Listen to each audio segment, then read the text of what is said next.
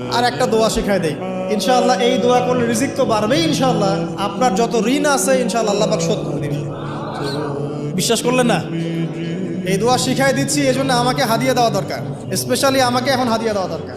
গুরুত্বপূর্ণ দোয়া শিখাই দিচ্ছি। আলী রাদিয়াল্লাহু আনহু বলেছেন, কোনো ব্যক্তির যদি পাহাড়ের সমানও ঋণ থাকে, এই দোয়া যদি আমল করে আল্লাহ পাক ওই ঋণও শোধ করে দিবেন ইনশাআল্লাহ। দোয়াটা হচ্ছে আল্লাহুম্মা ইকফিনি বিহালালিকা আন হারামিকা ওয়া আগনিনি বিফদলিকা আম্মান সিওয়াকা।